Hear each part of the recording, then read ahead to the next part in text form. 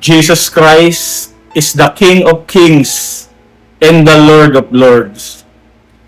Your main purpose, the Lord placed you in that position.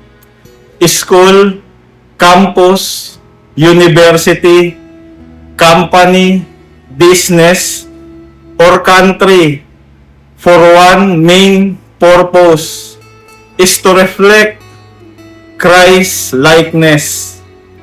Number 1, you are the light. As the light, you extend the love of God to those who are in darkness by sharing Jesus Christ and His sacrificial love on the cross with all people without partiality. Number 2, you are the salt. Salt is for preservation, teaching them to observe all things whatsoever I have commanded you. Matthew chapter 28, verse 20. By living as an example of Christ's likeness and teaching God's word, you become a means through which God changes lives and preserves people from spiritual and moral decay. You are the salt. The salt purpose is to preserve, and you will preserve those people that their moral and spiritual is about to decay. Number 3, you are the steward, caretaker of God.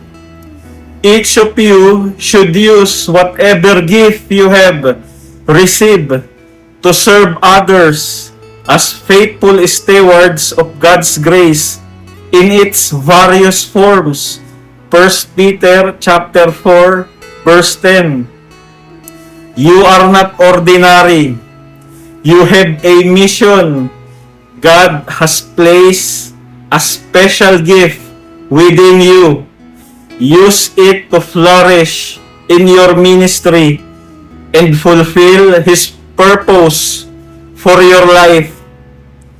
Why do demonic works such as school shootings, knife attacks, and other acts of violence that claim so many lives in schools, campus, university, company? It is because many Christians who are called to be God's stewards, caretakers, the salt that preserves the young generation from corruption, and the light that guides them to Jesus Christ, have grown cold, become distracted, and are spiritually asleep. At this moment, your mind may be occupied, clouded with goals that do not include God. You may be consumed with the issues of life, searching for your ideal boyfriend, ideal girlfriend, worrying about what the future holds, or feeling frustrated because your skincare products are not working. You may be busy scrolling through social media all day, TikTok, YouTube, Facebook, Twitter, and Instagram. Busy watching worldly movies, following celebrities, K-dramas, K-pop, and Netflix. Busy playing mobile games and following content creators who do not follow Jesus Christ.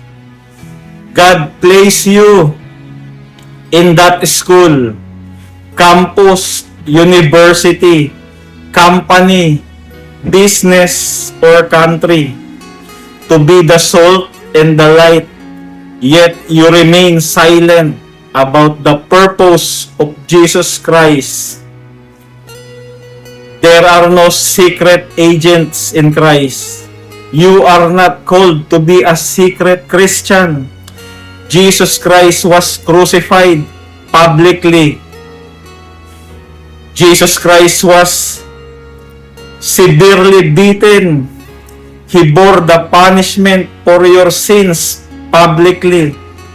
He was brutally beaten and whipped, his body covered with wounds publicly, so that by his stripes you might receive healing and salvation. He endured immense suffering publicly to reconcile you back to God the Father. So why are you so silent about His purpose? Many young people today are busy with things that grieve God.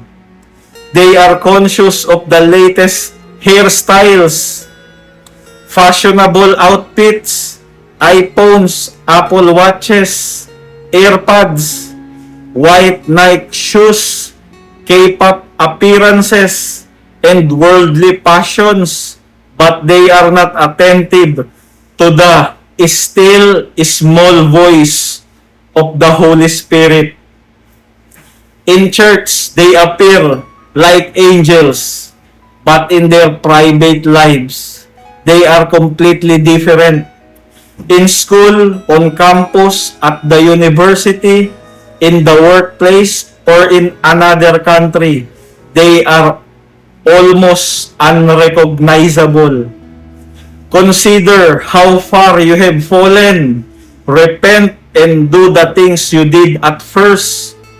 If you do not repent, I will come to you and remove your lampstand from its place. Revelation chapter 2, verse 5. God has anointed you with gifts such as evangelism, preaching, healing, prayer, giving, worshiping, through music and instruments, serving, helping, and many other ministries for the fulfillment of His purpose in your life and for the expansion of His kingdom. You are not there to be silent. The righteous are bold as lion. You are the light of the world. A town built on a hill cannot be hidden. Neither do people light a lamp and put it under a bowl. Instead, they put it on its stand, and it gives light to everyone in the house. In the same way, let your light shine before others, that they may see your good deeds and glorify your Father in heaven. Matthew chapter 5, verse 14 to 16. The message of God is plain, simple, and clear. And the urgency of God, hallelujah. You are not there for any reason but to fulfill the will of God. You are there in your place to be the salt and light, and you must not keep silent. You are to reflect the light of Jesus Christ so that they may see the glory and goodness of your Father in heaven. Let us pray. Our God, our Father in heaven, forgive us, we, your people, your church, your children, for neglecting our call, neglecting our commitment, for neglecting your presence. God, purify us, renew us, create in us a pure and holy spirit. Renew the right spirit within us. And Lord, give us the boldness, the courage, like the roaring lion of Judah, to declare Jesus with wisdom of heaven, to expand the kingdom of heaven, to expand the gospel with wisdom from the Holy Spirit.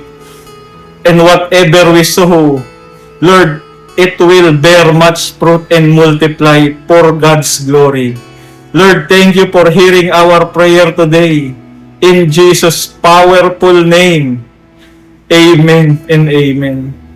To Him be glory. To Him be glory. To Him be glory forever. Amen.